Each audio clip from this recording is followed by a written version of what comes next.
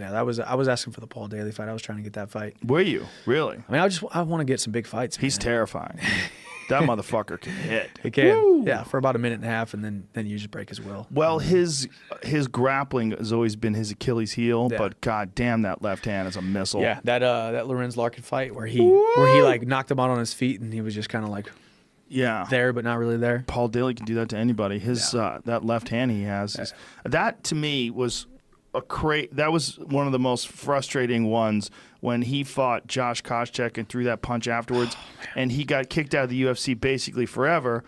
And now you see like Conor throwing dollies through windows and all this shit. I'm like, well, what about Paul Daly? What about that? Paul Daly's got to be going, what the fuck, man? Yeah. I got kicked out forever for this? I didn't even throw a punch that landed. Yeah, he's like, I wish I was in it when it was the entertainment business, you know? Guys like him, though, are very interesting where he's such a specialist, you know? Yeah. He's such a striking specialist. Yeah. I watched him kickbox, actually, because, you know, Bellator does those kickboxing and MMA, and he kickboxed Fernando Gonzalez, I believe, and it was he's good. He's really good, especially in that kickboxing range when he knows there's no takedowns, when he knows there's no threat of, and there's a different distance there, and he's really good at that kickboxing range, you know. And unless you're there to be able to really threaten with the takedown, he's going to be on his game. And one of my favorite fights of his forever will be that fight with Nick Diaz, which was just fucking one round of chaos. Just chaos until Nick Diaz overwhelmed him. Yeah. But Nick just puts that crazy triathlon pace on you where you just can't keep up with him. Dude, I know. It just doesn't give you any break. I know. And those guys have, both Nick and Nate have done a very good job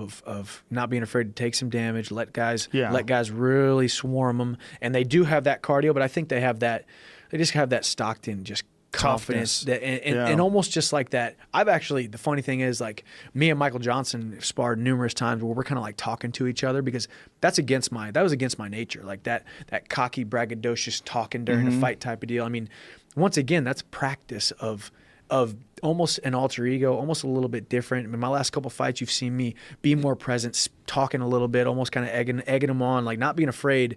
It used to just be like business, got to fight. Right. Now it's like, hey man, I'm in here. You're fighting somebody who's cognitively here. My 2 feet are planted firmly on this ground. Right, you're not overwhelmed by the moment. I'm 100% present. You're in the zone. 100% present and in the zone, like in the zone, ready to die in there, not afraid to, but also willing to fight a very smart fight, smart, sharp, composed, missing shots, taking shots or taking takedowns when I want to and need to, and not being afraid to just fight like an extremely talented veteran rather than just a vessel of violence, you know? Yeah, a vessel of violence. That's an interesting way to put it.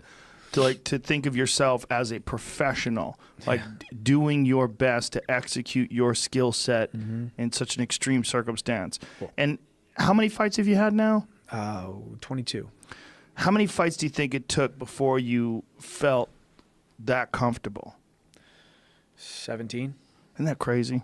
Yeah, man. That's a lot. I'm not joking. It's ridiculous. I mean, I wonder why. I know why so many people they have a short MMA career and then they're done. You know, it's hard. Do you want to make some money? Then you can make a lot of money on cryptocurrency. Buy, sell and trade Bitcoins and other cryptos using links in the description.